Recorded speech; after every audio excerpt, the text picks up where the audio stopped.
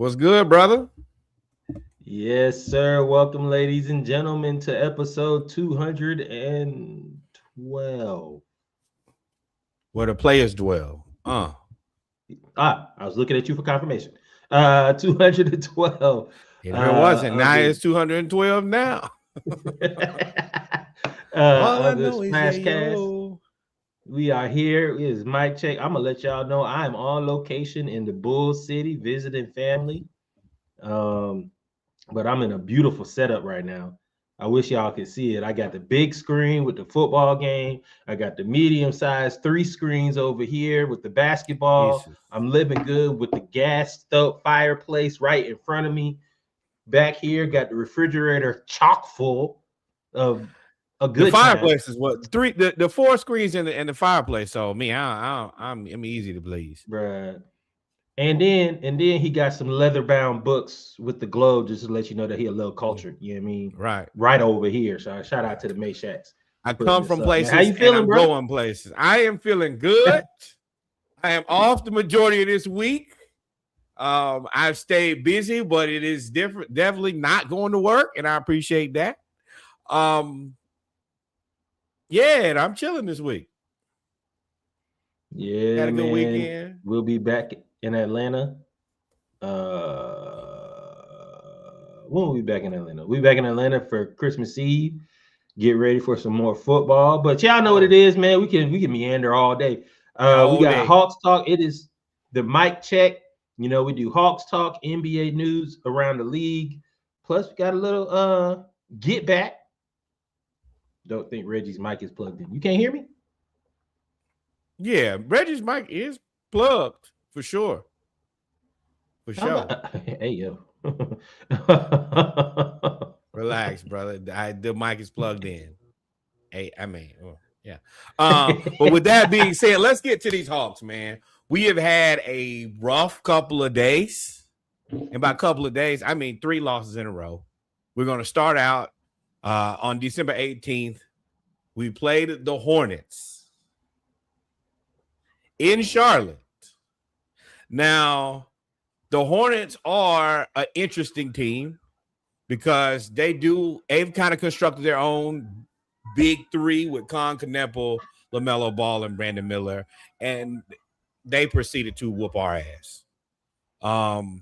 LaMelo, even with the turned right ankle, 7 threes, 8 of 11 from the field, 8 of 11, Jesus, from 3, 28 points, 13 assists in 29 minutes. Con Kneppel, 28 points, 6 to 12 from 3. The con bombs are real. And Brandon Miller, 26 points, 4 7 from 3, and he murdered Veet in the paint. This is tough because this was the first Trae Young game. Jalen Johnson had 43, 11, and 9. Nikhil had 28 points, and Trae had 8 and 10 in 20 minutes. But 23, 11, and 9, bro. Yes. That's going to be a running theme as well as these losses. And y'all know how I feel when teams have players, they have crazy stats. Like Nikhil Alexander-Walker going for 28 points as a guy who we thought was going to be a bench player who, when given a decent amount of minutes, he averages about 20 some odd points. Gentlemen, to episode 200. My bad. I'm listening. I'm here. I'm making sure I don't sound far away. So I'm listening. My bad. And Jalen with 43 and 11, Nikhil with 28. This is going to be a problem if we continue to have big games out of people, as we're going to talk about in every game, and then us losing like we've lost the last 3, and then we're about to go on a pretty tough couple of weeks of basketball here. What bothers me? Oh, my bad. You can't let them go 24-49 from 3 and have a franchise record. That we're the record team. When you play the Hawks, prepare to break a record. And that's what my point was about to be. Is I'm the theme of the Hawks, whether it's Trae there or not, right now is teams are coming out and hitting record numbers of threes. I think when we get to the Bulls, and I'm not going to jump ahead, but I think they started out like 8 for 8. Like they also broke a record of most points in a half, but that's the frustrating part about this. Now, Trae was bad in this game. Even with that 8 and 10 in 20 minutes, I give it to him in this game. It's the rotations. It's trying to figure out your way back into basketball. This is kind of an unfortunate time for him to come in. And on top of that, it is also a little bit of the roster issues. And finally, Dante is done for the season with a shoulder injury. Kristaps Porzingis. I did not know that. Yes. Kristaps Porzingis, he got hurt in College Park. Kristaps Porzingis and his pots, we don't know when he's going to come back. So we're now a small team with no legitimate bigs. Our bigs are smalls. And if you're going to play with Trae, I mean, it's damn near impossible for us to do it without Trae. Then you put Trae on there where people are over helping. It's just going to get you torched. And that's the reason that we're always a rotation behind. And that's the reason you can shoot damn near 50% from three, is because when you're shooting these threes, they're wide open because they're just swinging the ball from side to side. And we're over helping. So you're going to be out of position. But that's not a Trae thing, though. I mean, no, they are. Trae is difficult to cover for on defense. But, I mean, even before that, like, I mean, we're not going to be able to deal with Wemby. Like, Wemby, even though he doesn't play – and Cornette. We don't have anybody as big as either one of those. Right. And what's frustrating is it is the roster, but it's also Quinn's rotations, man. Awful. Like, we keep leaning on Kennard. And dog, I don't look, bro. 34 minutes from the kill Alexander Walker, 14 minutes from Kennard. I would rather have seen anybody else. But I guess we really didn't have anybody else because Porzingis is hurt, and they did not play Keaton Wallace because Keaton Wallace is too offensively challenged. Zach Ricochet, you got to get more consistent, my guy. 5 points, 2 of 7. And I know you and Trae are trying to figure it out because you're the shots that are going to go away with Jalen and Nickeil Alexander-Walker and Veep shooting the way he is and Okongwu the way he's playing. There's just not enough basketball to go around. But you're going to have to figure out your niche, and maybe you could take Kennard's minutes and just make sure be a better shooter. He has to play, and one of the things that they got on him got on Kennard was passing threes. We do pass up open threes for better shots, and I know that I feel like that's almost an overcorrection. Where in so many years past we were just like, all right, just play the way we used to. Now we're playing so egalitarian. It's like, oh, not me, you. And then sometimes it's like, hey, bro, shoot the ball, especially Luke Kennard. That's my biggest thing with him is, bro, that is your job. That is why you are here. If you're not shooting 5 to 7 threes a game, we don't need you here. And I'm going to tell you, V is playing well enough. We don't need you here. I would rather have a better facilitator and another legitimate big than Luke Kennard. And I think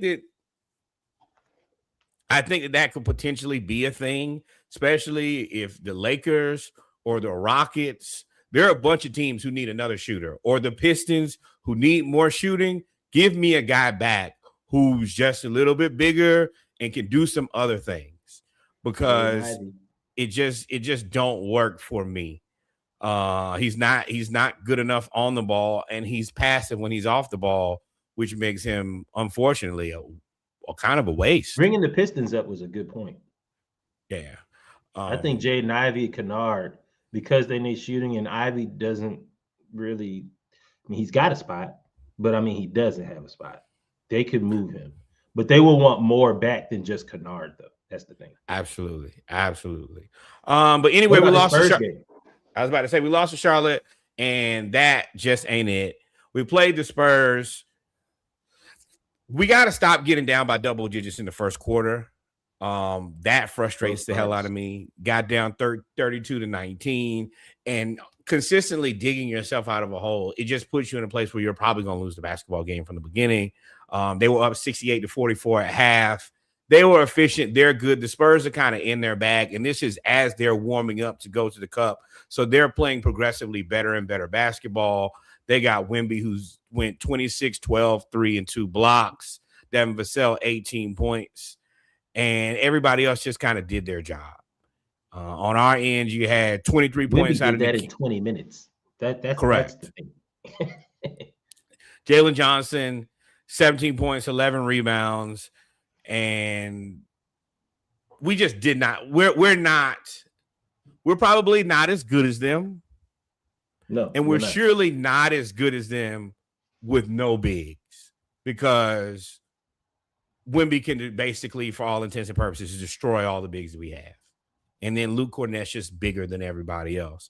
So I'm not as upset about that game as the booking games. The Hornets game, we can't be losing to the Hornets. You can't lose to the Hornets. The Spurs game, it kind of is what it was, especially as the Spurs were amping up. I knew we were going to lose that game. I was like, bro, Victor Wembanyama had all that stuff off the court, and then he lost the cup. I was like, no. Remember, this is pre-cup. This is them getting amped up to knock out OKC. No, it's not. Yeah, it is, because remember, they then after they played us, they ended up playing the cup and beating Friday. The cup was Tuesday. Was it? Yeah.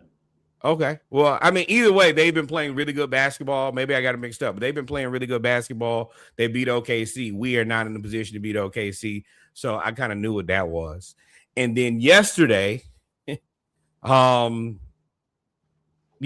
Well, hold on. You passed the Spurs. Stephon Castle and Devin Vassell. It's like the Spurs knew that they're from Atlanta, and I think Castle or Vassell. I think Vassell's jersey got retired. I think Castle's jersey got retired. They got a bunch of McKeecher players. They fed them pretty much the whole game. And they're just a deeper team. Like look 18-7, 17-7. Like that was basically they're the only starters in double figures. It's only 4 players in double figures that beat us. But you can't allow Keldon Johnson to go 6 of 8 from the field. You can't allow that. I understand the Spurs, but he's also good enough to do that. Yeah, kind of. He is. He's a starting basketball player in the NBA on a lot of teams, including this Spurs team, until they kind of got what they got now. He's one of the guys who, on other teams in other places, he starts. On this team, he could just be a really good. Really? He's like a 6'4" power forward. He's like a 2-inch taller version of Bruce Brown.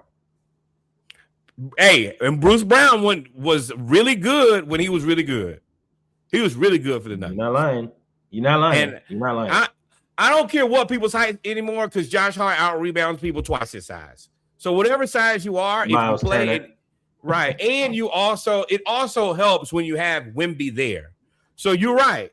I might be 6'4", but he gonna fix all my height problems in the first place. So yeah, I'm more playing in a position than like a spot. Yeah, I don't care. Like that's one of the reasons I said you can never send Trae to Wemby, because if he fixes it, whatever it is, all right, beat me to the bucket. What you gonna do? It's an 8-footer standing in front of there. Yeah.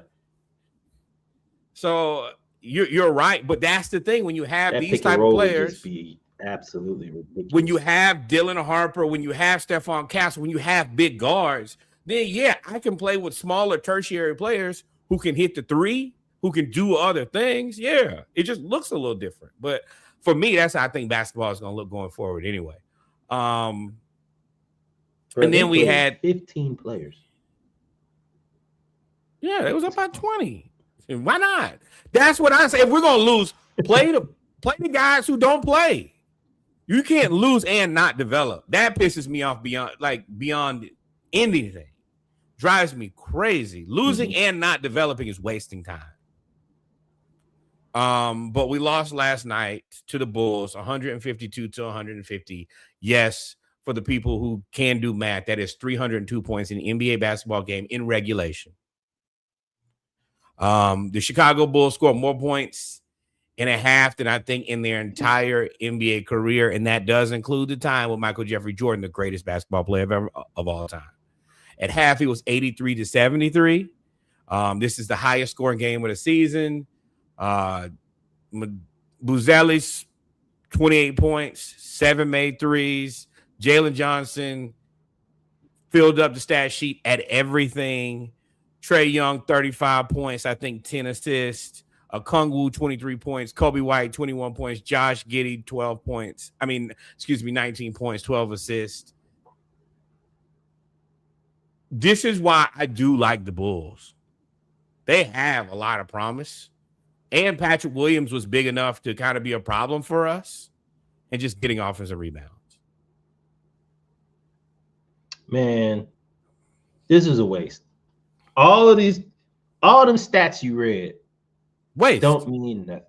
Don't mean nothing. We let 152 points to the Bulls. You know what that means, though.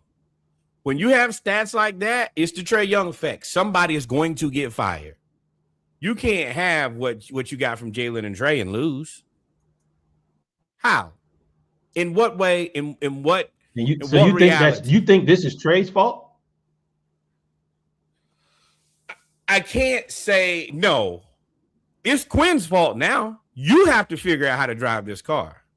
And if it don't work, then I think that if you've looked at the little time that he's been here, then he's been back. It don't look the same. But Quinn, that's the reason they pay you this money. And that's the reason Trae picked you. He had 34 points. He went 8 and 9 from free throw, 7 and 9 from 3, 9 assists, 2 turnovers. Jalen, 36 points, 10 of 11 from free throw, 11 rebounds, 9 assists. But you're not playing enough defense. It don't matter. It don't matter what you do if you don't play any defense.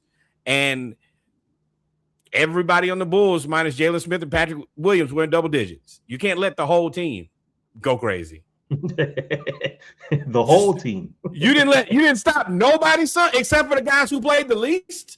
And really, if they played the same amount of time as any of the rest of these dudes, they in double digits too. There's just not enough time for everybody to get their 10, coach.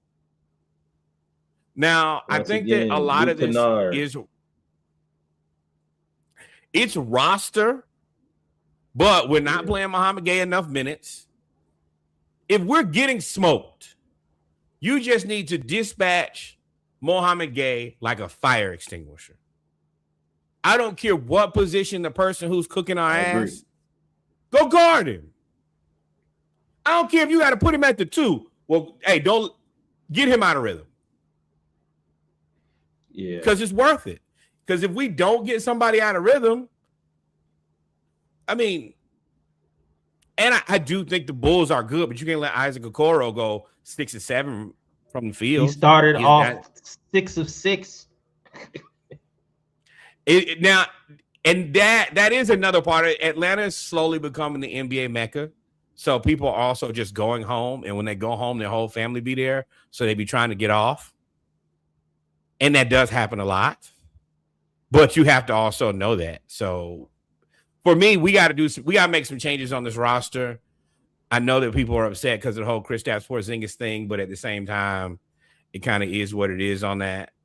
You gotta, being your podcast partner here and us doing this has gotten me to really look at the salary cap and the way that they make moves and poison pills and contracts and all of those things. So you got to understand why you got that Kristaps Porzingis contract. And it's a vehicle. It is a vehicle, nothing more, nothing less. But the car has also gotten you to your destination. You have to now figure out what the next move is and how to make that move. And I think that's where Ansi Saleh, who's been very quiet, has I don't know if I'm afraid yet. I don't know what my level of concern is. I'm not sure where we go from here or how we get there. For me, the thing, you said a lot for what you expect, and that's cool. What I want to see, I know we're gonna make moves. I've got to see Dyson Daniels be able to hit the open shot and not just do the little floater or drive and hit the layup, because now they're starting to treat him like a non-shooting center almost. And the Spurs just let him shoot the 3. Just shoot. and he's not even Well, close. He has no confidence in his outside shot. So then just attack the basket and shoot the free throws. Put the ball on the floor just like they would have told you 20 years ago. Put the ball on the floor. You're 6'6". Try to dunk on the kid. But he always tries to he gets to the paint and he stops, and then he kind of doesn't know what he's going to do. And he either gets up in the air or he dribbles the ball off his foot or something like that. And I'm like, bro, if you just go try to dunk every time, you'll get to the free throw line. Right. You're right. He gets to the paint. And that's kind of what they teach. So get 2 feet in the paint. That's going to collapse the defense. Spray the ball out. But they have all the tendencies. They watch all the tapes. They know that's what your go-to is.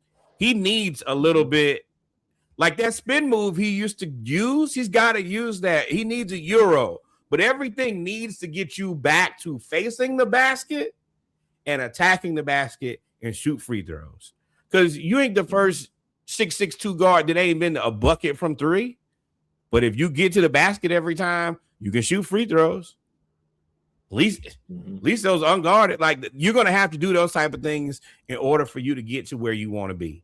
That is the harsh reality. And I think that his offense kind of ebbs and wanes. I think that hand injury, it bothered him, and he's still trying to find his confidence. But you got to find it. We don't have a lot of time for you not to find it. Mm-hmm. It's scary time right now, but the roster needs we need somebody who is taller than Onyeka Okongwu. That has to happen.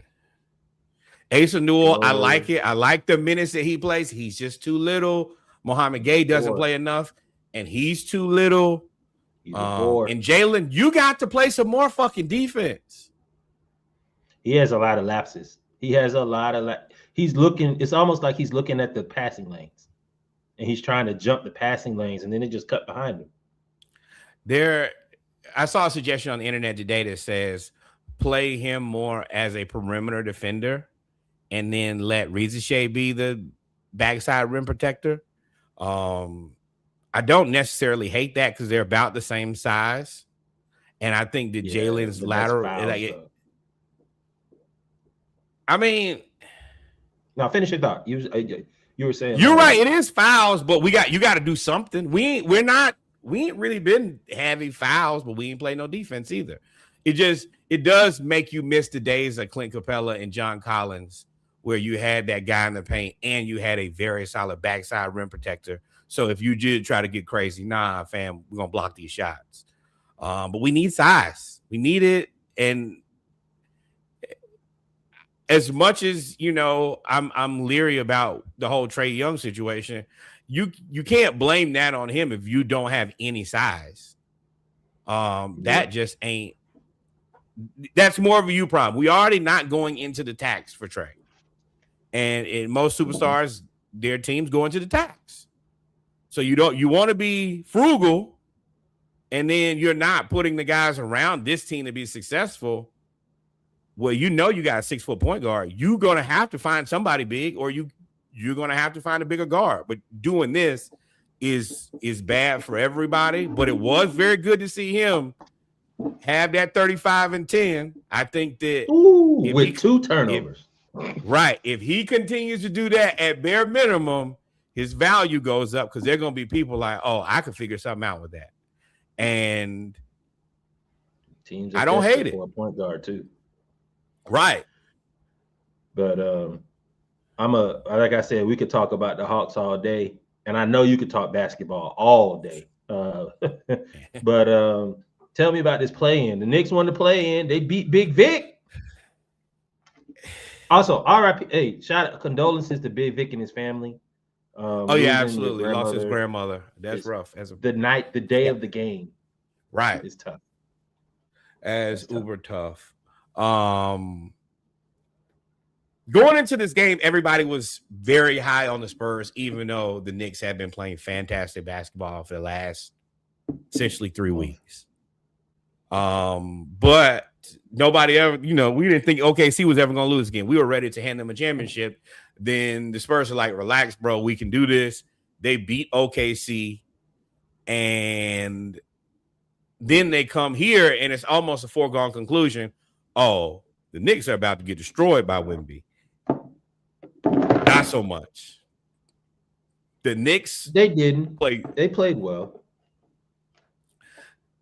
I mean, yeah, and they were down. But Wemby also 11. was overexerting himself, is what I was trying to say. What I was getting to. He was playing on pure adrenaline and emotion the whole time. Yes. And the combination of the Knicks are a really solid squad. I have to give them credit where credit is due. Top to bottom, they're playing really good. They're playing their bench now, which is amazing. And you get Kolick, you got Mitchell with 15 rebounds, 10 offensive rebounds. That really makes it a lot more difficult to play them. The Knicks are tough, man. I haven't always respected them. I think that I've always questioned them as far as their depth. I think that what's the new coach name? I can see his face. Mike Brown. Mike Brown playing the entire team is doing what with your boy, what's his name? The coach. The guy fired. Tibbs. Tibbs Thibodeau. never did. Thibodeau. Yeah. Tibbs not playing those guys didn't let that bench develop. Jordan Clarkson, Tyler Kolick, and Mitchell Robinson off the bench puts you in a position where you got points off the bench, you got defense off the bench, you got rebounds. And their ability to match up due to their depth allows them to play big teams. You start Mitchell. Or if you want to play small ball or you got a small center like we do, then I just start with Karl Anthony Towns. I bring Mitchell off the bench. Their ability to play different teams and have strategies versus just making your strategy work all the time, it makes them very scary. I'll be completely honest. I think that, with the way that other teams are looking in the East, the Bucks, I assume, are toast. And the Cavs just not looking motivated like they have been in the past. The Knicks are in prime position to kind of do what they want to. And outside of the Pistons, and I'm not sure the Pistons have the flexibility to win a series versus the Knicks. I think that they can win singular games, but if the Knicks throw out a different lineup, I don't think the Pistons have an answer. They don't have a 5-out lineup. I think the Pistons defense, they can beat anybody. One thing I do want to say about the Knicks that I noticed with Mike Brown, and I'm going to give a shout out to OKC. So y'all follow me here. OKC played Big Vic, right? Victor Wembanyama. They played him even though it didn't necessarily work. It didn't stop him. It slowed him down. They put Caruso on him. And every time he dribbled the ball, they tried to steal the ball while he was dribbling because they knew if he brought the ball above his shoulders, there's nothing you can do. So what the Knicks did, and Mike Brown did the same thing, he put OG Anunoby on him. And OG Anunoby frustrated Victor Wembanyama. Now, Wembanyama still had 18 points, but he had 18 points on 17 shots, right? Only had 6 rebounds because as tall as he is, and I think you said this a couple episodes ago, the fact that he has the leverage, he doesn't have the leverage because he's 7'5". So What they do is they get up under him and they push them out. When was the last time Victor Wembanyama only had 6 rebounds? Yeah, you space him out. 17 shots. And then Mitchell Robinson, he's not Wembanyama size, but he's tall enough and wide enough that as good as Victor is, he still don't have the body to deal with guys who are big and strong. He just I can out tall you to death. And yes, I don't know. I don't know what that frame looks like long term, to be completely honest. And maybe it stays like that. And I think that if he continues to play like he does and just gets better at the game of basketball, even if he doesn't gain a bunch of weight, it'll be all right. There are worse problems to have in the world. But at this point, more than anything, You think he stays Yes. like Kareem? Kareem never Very, really got. yeah. I mean, But arguably one of the greatest basketball players. Like, there's just in this time where there's a lot less physicality, which I think that they're going to try to bring back. But until they bring it back, yeah, I can play this way and I'll be okay. And yeah, I'm going to have certain nights where I'm going to have to deal with bigs who are just really big. But like we were talking about in the group, it's not that many big centers to deal with. none. That's why we need to go get what's your boy from the Clippers. Zubac. His I don't contract is know too what. good. Yeah, their situation is unique because there's no reason to tank because they don't own that pick. And on top of that, you know, you got the Kawhi situation. You got James Harden, who's not getting any younger. You got the Chris Paul situation. It's not great PR. You got the aspiration situation. You have a lot of things. You got to.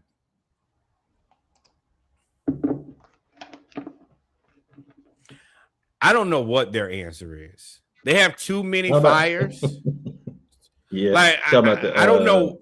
I don't even know what you do. Yeah, like in my head, I'm like, all right, well, maybe if you get James Harden out of there and you get rid of, you know, you end the Chris Paul saga, and the best thing for them is to acquire assets.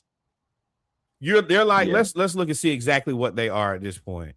They're 7-21. They did beat the Lakers, but you're also at a situation where you're not gonna get yourself in. At best, you're gonna get yourself into the play-in, which will get you mollywopped and probably get you embarrassed worse. The best thing that you can do is start acquiring assets. Sell off what you got to the people who want it. That's what they should be doing. I don't know if the Hawks enough to give them for Zubac.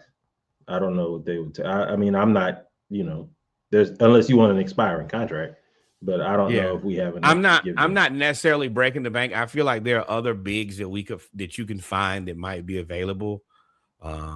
You don't have to be the best big. We just need you to be taller than the way, honestly. Just I would love a Luke Cornett. Then I did see the floating around bring Clint Capella back. I don't think we would do it, but that's kind of the guy that we need to at least in those backup minutes to just stand there and be in the way. But the Hawks are in a precarious situation because we play a lot of tough games coming up, and we can't keep losing. But it's hard. That is really the answer is we're going to keep losing. And I don't know what that does for us. Yeah, we play the Bulls who just beat us, Miami, who's finally kind of cooling down. Then we get the Knicks, OKC, the Timberwolves, the Knicks again, Toronto twice, who's whooped us. Then we get New Orleans, then we get Denver, Golden State. But it's a rough 10 or 15 games for us. Yeah, we'll have to revisit the schedule, hopefully, because now you're getting into the end of the year, beginning of next year. And hopefully, you know, the trade deadline is what, February 5th or something like that? Yeah. So, and I assume that make a move. Trae and Jalen are going to continue to put up these stats. So, Quinn, eventually they're going to start looking at you like, why can't you win when you got Jalen, you play all NBA level basketball right now. All NBA, most improved player, all defensive player, and you have 4 people that can average a triple-double. Not average, but can get you a triple-double at any time. Yeah, that's on you, big dog. Yeah, because, I mean, Dyson is the Ben Simmons triple-double, but for sure can get you a triple-double. The Draymond triple-double. Yeah. Right. Yeah. But I appreciate the rebounds from a guard. It's rough because I don't want to blame it all on Trae that we're probably about to lose a bunch of games. But he's back, and we're about to lose a bunch of games. I think that it might just be a reasonable time for. That's not fair. You It's just not. named 15 games, and 13 of them are against winning teams. Right. Like Right. And I'm deep saying playoff that teams. like it is literally it was good the teams we played when he was gone, and it's bad the teams we played now that he's back. But I think that everybody also sees that it might just be a time to relocate both players. I mean, for us to go in a direction and them going in another direction. He can go to Houston and cross the line with KD.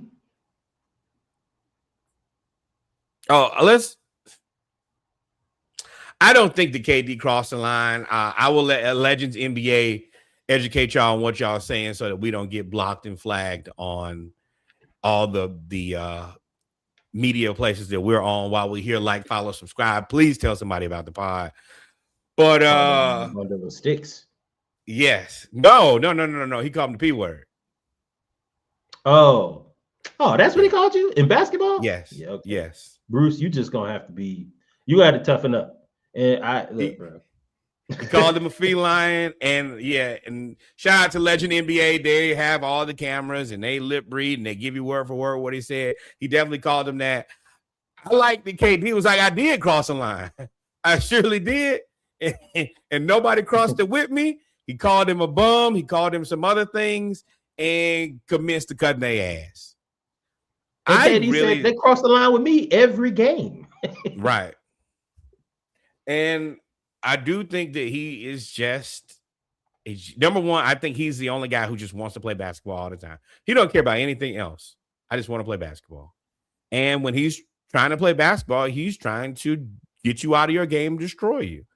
And if you're going to let stuff like that take you out of the game, which y'all did, and get your coach ejected, he going to clap and play all the games with you. It was great for me. We need more of this. And if that's all it takes for you to be upset, then you're probably pretty sensitive. We're going to hit these standings real quick. You see the Pistons, number 1, Knicks 2, Celtics. Joe Mazzulla and the Celtics are third in the East, 17-11. I think that Joe Mazzulla should be in the conversation for Coach of the Year. You think everybody should be in conversation for Coach of the Year? Yeah, if you lose Jason Tatum, you trade away Kristaps Porzingis, you trade away this old boy who plays guard for the Blazers now, Drew Holiday. Yeah, you're still competitive. Absolutely. We thought that they were going to be next to the Pacers. Third in the East. I never thought that because it's Jaylen Brown and Derek White. I never thought that. I didn't think they would be third in the East. I thought they would be where Cleveland is. I thought Cleveland and the Boston Celtics would swap places. Oh, I thought that they would be closer to. I thought that they would be like play-in at best, not top 3. Yeah. Fair. Oh, you talking about Cleveland? Fair. Yeah. No. I thought Cleveland was going to be the number 1 team in the East. The 76ers. That's what I'm saying. The Cleveland right now is 7, Boston is 3. And I was like, I thought those two would flip-flop. 76ers are playing well. Even like they're figuring out the Embiid, PG, Maxey, VJ, Edgecombe, McCain situation. They do have a lot of good players. Health is really the biggest issue. But we still have to remember, even if Embiid is not as fast as he used to be, that means he's just as slow as damn near every other center in the NBA, minus the world beaters. So he can still stand there. He can still be tall. He just cannot get to the floor. Let me tell you. The ball is on the floor. He ain't even going to try to get to it. Y'all get to that. Orlando has been up and down. Bane has played a lot better. He's kind of figuring it out. They still got a weird team. I think they need to make some moves. It seems like they play better without one of their stars playing. Forwards without Franz or Banchero. Yeah, I don't know if they fit together, but I mean, we can't do anything with that because I would never make a trade. I would never trade Trae to Orlando. The last thing I would do. Literally, the very last thing. Toronto, I think they need a point guard. I would be interested in RJ, but I think that if you give Trae to Toronto, you make them probably a little too good. I don't know if that's a risk. I will say, I told y'all this when they did it, and it's been a terrible decision as far as I'm concerned. Paying Jakob Poeltl that money was a terrible idea. He is overpriced, and he's just not that good. And they got him for like 3 or 4 more years. It's a long time. Cleveland Cavaliers. They fell in love with the field goal percentage. That's what it was. Yeah, they fell in love with that. Jakob Poeltl shoots 75% from the field. I'm like, bro, they all you're a fool. And it's like $30 million a year, too. It's not even cheap. So it's a bad overpay. I think they're going to try to move him because the rest of that team is good. If they can get a point guard in the center, the middle is solid. I think that you're probably going to have to part with RJ Barrett in order to do it. But, I mean, quickly moving to the 2 guard, not really the worst situation. He's just not the facilitator that you need. Cleveland Cavaliers. I am afraid. Blip, blip, blip, blip. Blow it up. Blow it up. They are uniquely the most expensive team you see on this list. And also in the middle. That you cannot be mid and expensive. And they are mid and expensive without really a way to get any better. Every third or fourth game, they need Spider to score 40. Darius Garland's toe was hurt at the end of last season. It was hurt all summer, and it's still hurt to this day. That's a problem because I can't imagine a lot of teams are interested in trading for him, other than maybe I saw Sacramento. And I don't know what people would be interested in on this team. How tall is Evan Mobley? 6'10", 6'11". He should be a center. So he's that hybrid 4, skinny 5 guy. He really can't play the 5. Yeah, but why not? Look who you playing the 5 against. Who's the Boston Celtics 5? Cater. You can play the 5 against Embiid because you're just going to be faster than him. You better than Jakob Poeltl. You're better than Wendell Carter. You're better than Kyle Ware. You should be better than Onyeka Okongwu. You got to be better than Vucevic. You think he's better than Kyle Ware at the 5? Yeah, yes. He should be. If you're a defensive player of the year, you 6'10". Yeah. Well, you know, he scores better, he passes better, and I think he rebounds better. Now, long term, like I told y'all in the group today, if you're that height and you're a defensive player of the year is where I draw the line because that's what got him paid all that money. That $50-something million a year contract, you got to be the 5. You can't be defensive player of the year and then also need a backup. Heavyweight champion don't need security. Not for himself. He need it for the people who I don't want to have to hurt you. And that's where him and Jaren Jackson at that price, they cost too much. Either you got to be an elite defender and we got to be able to play another guy at the 4 who can help you out backside, but at the same time, you got to control the paint and the boards. Or you're probably a $45 to $40 million player. Shout out to Jalen Johnson, only costing us $30 million a year. That's a great deal. Milwaukee, as we see the Pelicans start to win games, Milwaukee is losing them. And they're going to keep losing them. That team is bad. I told y'all that Miles Turner deal was god-awful, and it's looking worse by the day. They're trying to move him, but who wants to pay him $120 million for the next 4 years? I don't. Charlotte,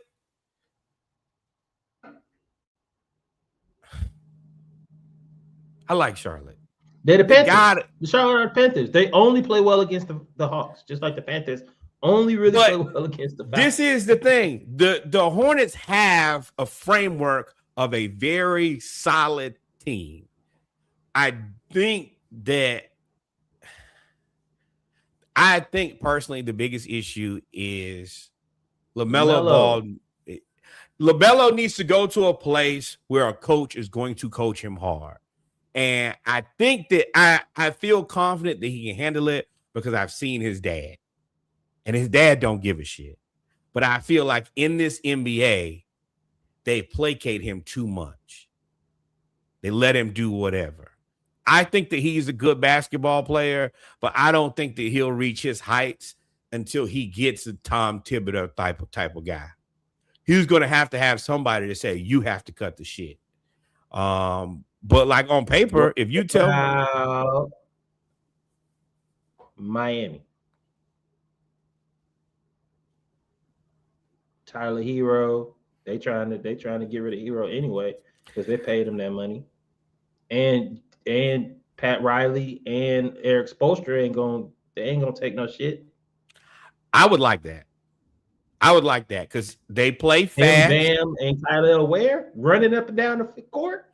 And Jaime Jaquez. That would be very interesting.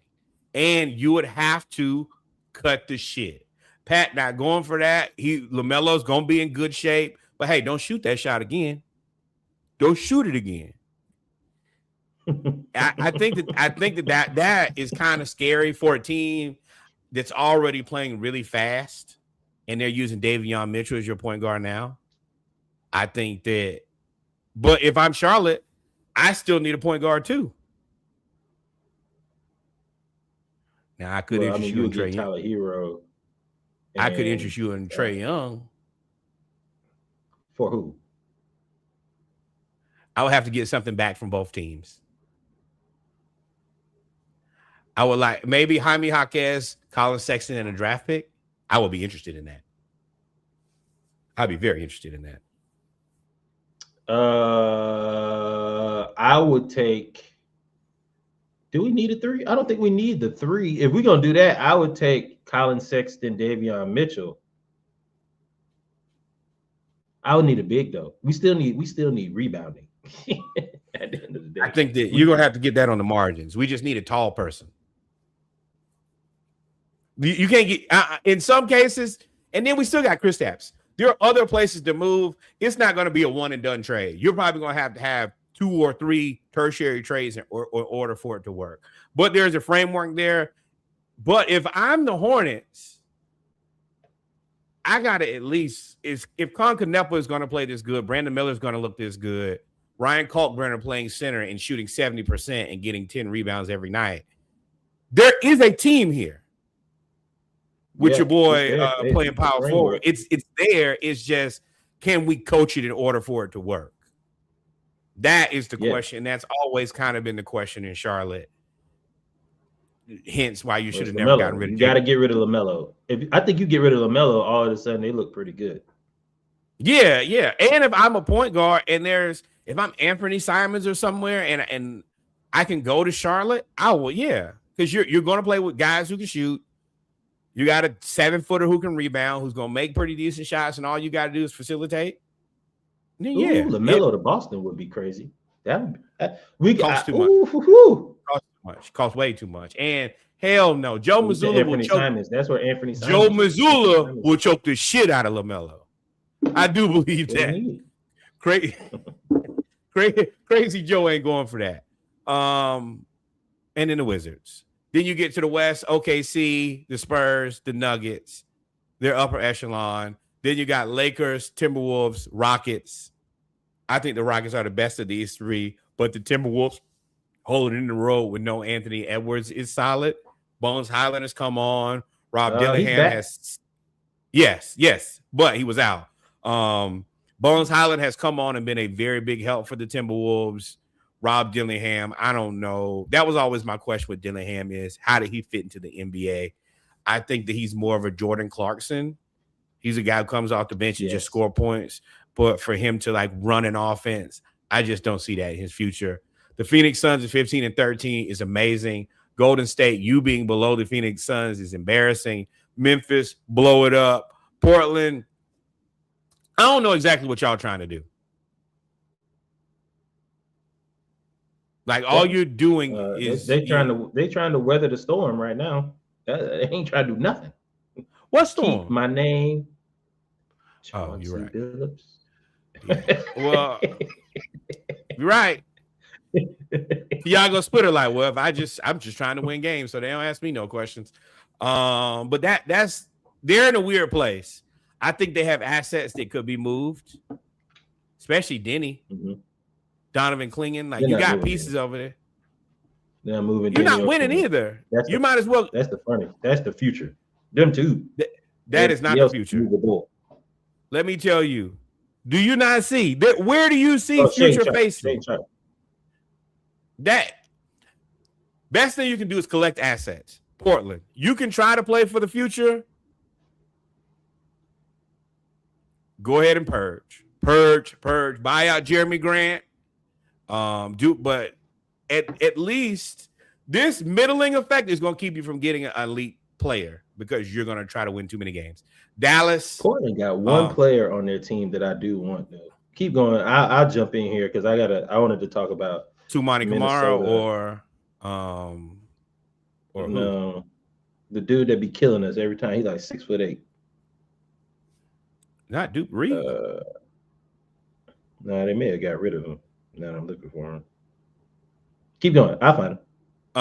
The Mavericks, y'all need to find somebody who can dribble. Y'all might need to be in the market for Colin Yes, Sexton. Tumani Kamara. That was who I was talking about. Yep. Yeah. That's it. Yeah, Dallas, y'all need to find somebody to dribble. Utah, it's cool for now. Y'all might are gonna interest fall you in off the face Trae of Young? No. Who? Utah?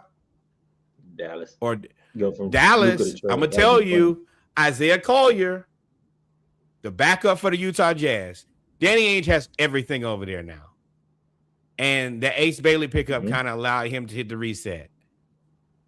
They have a really good what's my boy Keyshawn, the point guard with Keontae scoring George? Keontae George, scoring like 37 and 10 a night now. I told y'all he was going to be something. And as you continue to put this team together, they're young and they're going to be okay with not being good because they got a bunch of draft picks. We'll continue to collect Infinity Stones, and then eventually we're going to try to be OKC. And I think that that's going to be very realistic. And they'll probably be able to pick off one of these kind of vets. It's pretty good in exchange. I mean, I damn near want to say, I don't know if James would be interested in Utah, but he would be perfect there. Probably not this season. James ain't going to no Utah. That's fair. Clippers are a hellhole. The Sacramento Kings are an even deeper hellhole. Everybody is available for that team, I think.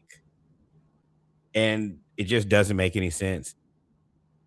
And then the Pelicans are starting to win games. I told you they were good. They just put Zion on the bench and played the guys who are good. It's amazing how that works. Yep. And DeJounte Murray is going to come back and make this team better. Jesus. But basketball is heating up as football is kind of coming to an end. But everybody's team got somewhere between like 10 to 17 wins right now.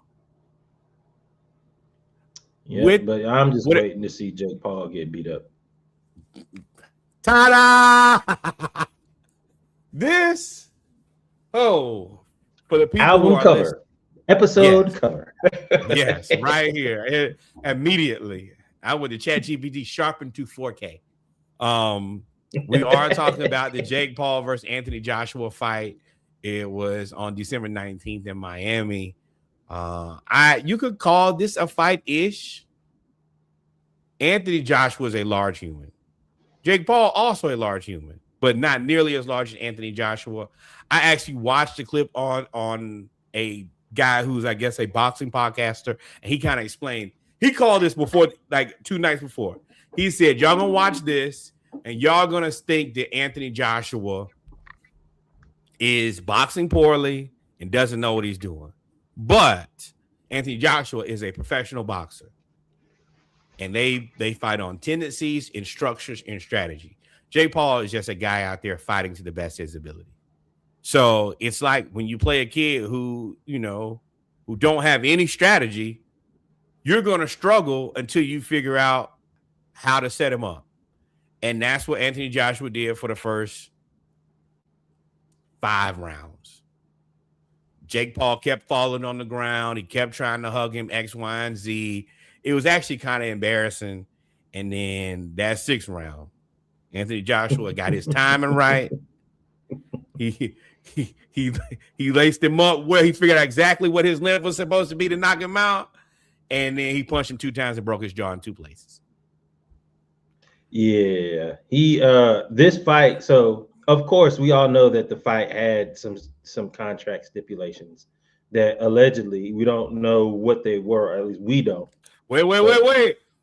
We allegedly believe that there may be something in the contract. The reason I say that is apparently Jake Paul is going after people who are saying that the boxing match was rigged.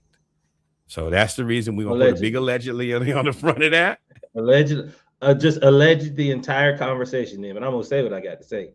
It's alleged that there was language in the contract that forebode of that kept the fight safe as it could be. Wait, if I'm Jake Paul, I'm pushing back. I got one jaw broken in two places, and y'all thought this was now safe. I got two jaws. Right. My chin just loose. He said it, and right after he said, "I think my jaws broke." He thought he was broke one time. But the thing about this fight was Anthony Joshua told y'all, like he told y'all, like, "Hey, I'm a professional fighter. I take this seriously." And Jake was doing all the dancing, all the talking. He's coming performing. In out of shape. He's performing. And then Logan Paul, before talking trash, during the trash, trying to throw Anthony Joshua off, talking about this is going to be your legacy. You about to get your ass kicked. And it's like, hey man, you see him, right? He's 6'5", 265 pounds with zero body fat, has been punching walls and other large humans for a lifetime. Oh, he finna punch on you for sure. I was like, oh yeah, it's over. And then Logan Paul tried to take his chain. I think that was performative. I don't think he really tried to take it. Because if he really tried to take it, they would have beat him to death. In hindsight, I give Jake Paul a lot of credit. Now, I will say he got paid, I think, $92 million for this fight. Mm-hmm. But you did get in there with a wild animal. And that wild animal did break your jaw. Trained wild animal. Right. And you, whatever, we can laugh and joke from outside the club. But I'd never in my fucking life get in the ring with Anthony Joshua if I ain't got a pistol. 92 million, you would. Hi, Reggie, you smoking dope. You'll wake up and speak algebra for the rest of your life. Hey, as long as I can write, I'm fine. 92 million? No. You that's not a guarantee that you're gonna wake up and write. You might wake up and not wake up. You might wake up at the pearly gates. How did I get here? Hell no. Taken care of, Lord. Right.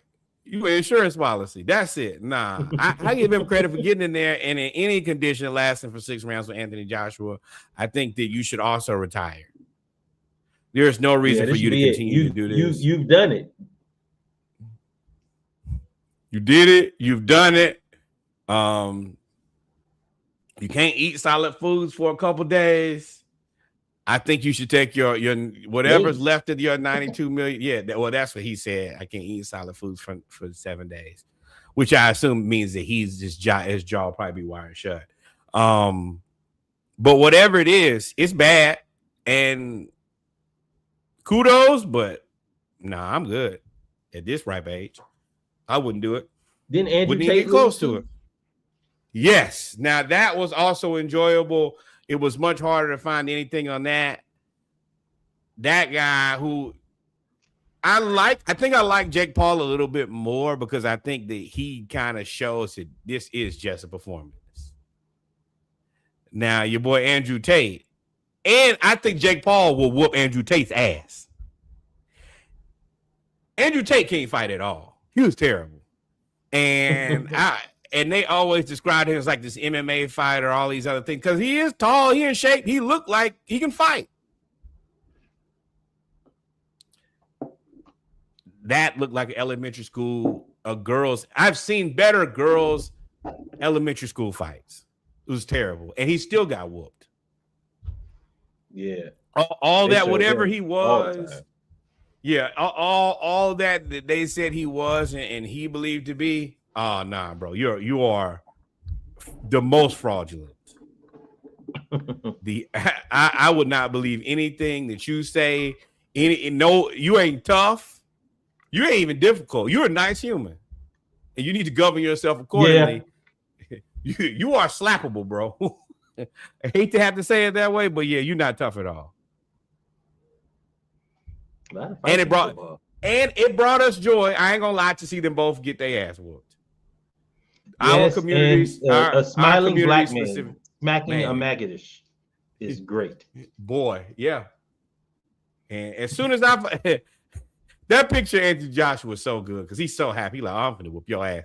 And then after he hit him with the rat-a-tat-tat, if you look in the corner, the man right there, no, stop. And Jake, yeah, stop it. Please stop him. He's gonna knock my brain loose. But yeah, we enjoyed the hell out of that.